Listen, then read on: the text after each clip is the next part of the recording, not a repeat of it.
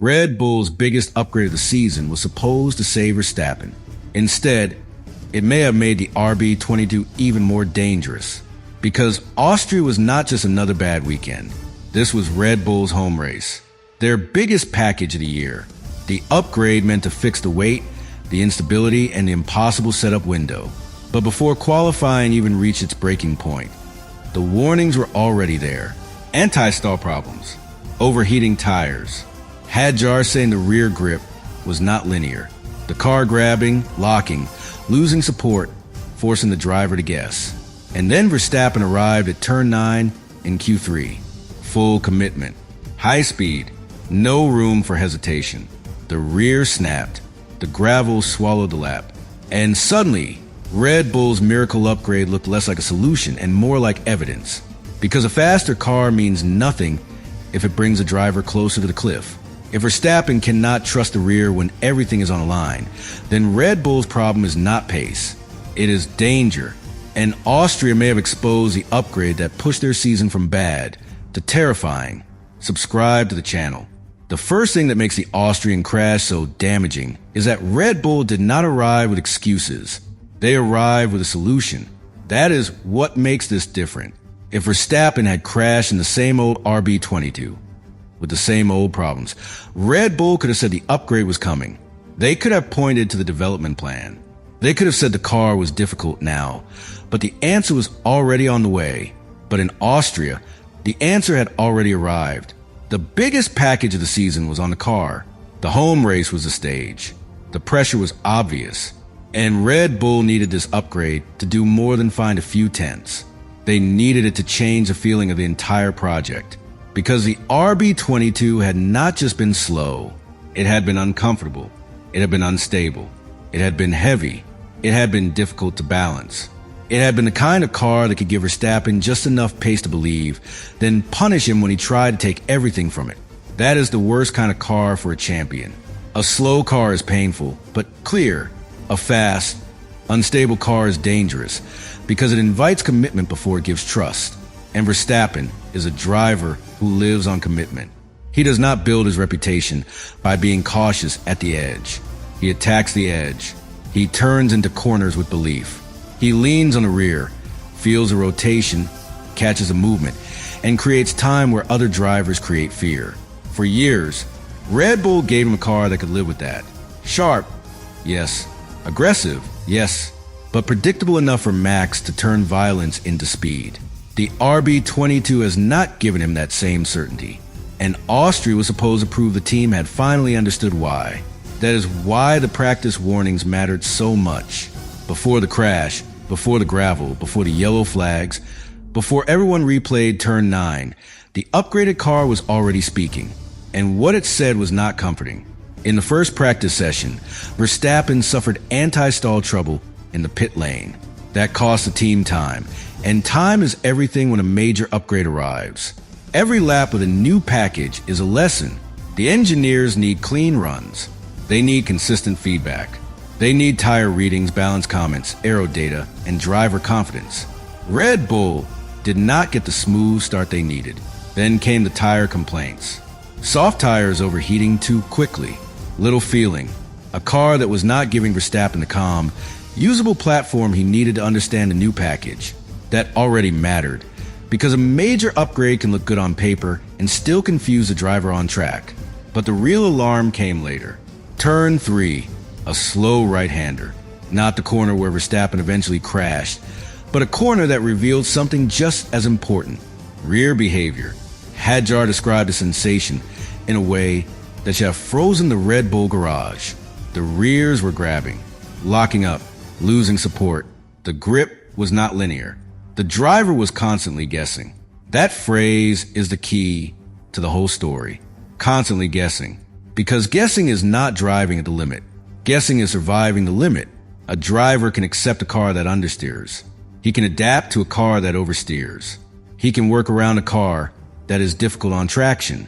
But when the grip is not linear, when the rear support disappears without a clean warning, when throttle application creates wheel spin because the car and engine response are not aligned, the driver cannot fully trust the machine.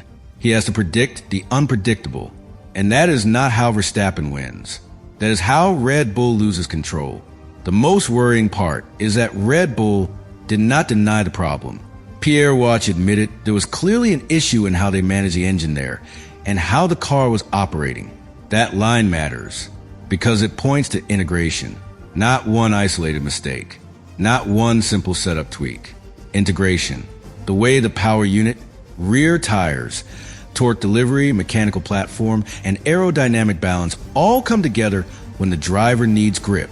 That has been Red Bull's nightmare in 2026. The car is not failing in one clean place. It is failing as a package. Weight affects balance.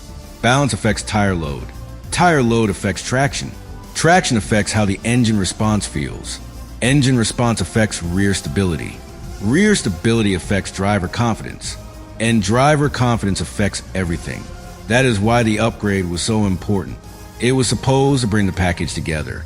Instead, Austria suggested the car may still be arguing with itself. That is the real danger. A Formula One car must feel like one machine.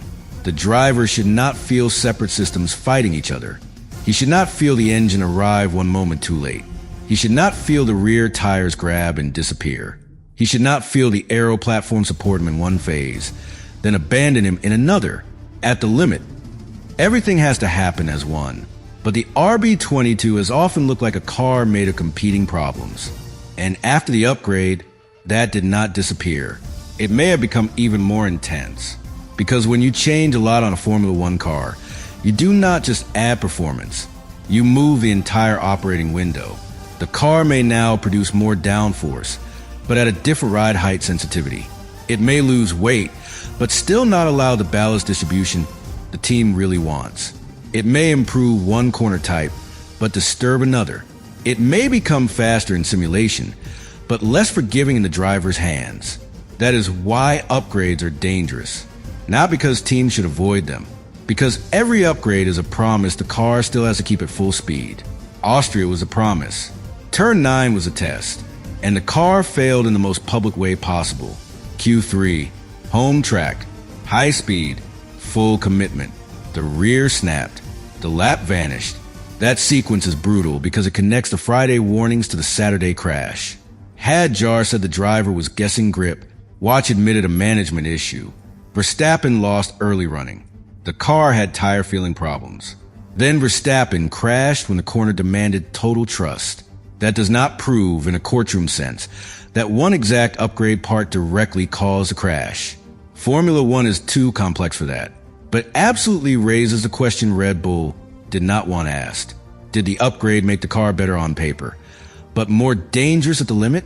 That is where the whole narrative becomes terrifying, because a car can be improved and still become harder to trust. A car can be lighter and still feel nervous. A car can produce more downforce and still have a narrower cliff. A car can gain performance in the wind tunnel and lose confidence in the cockpit. And the cockpit is where Verstappen lives. The data may say the upgrade is better. The stopwatch may show moments of potential.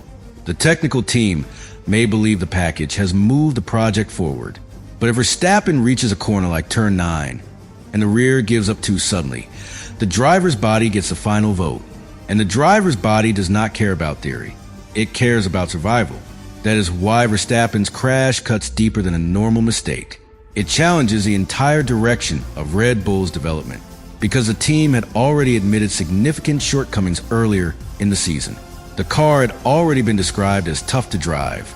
Technical analysis had already pointed toward instability between the front and rear axles, understeer on entry, oversteer on exit, and sudden snaps. Verstappen had already complained about ride quality, bouncing, and the wider feeling of the new cars. Austria was supposed to show Red Bull had moved beyond that.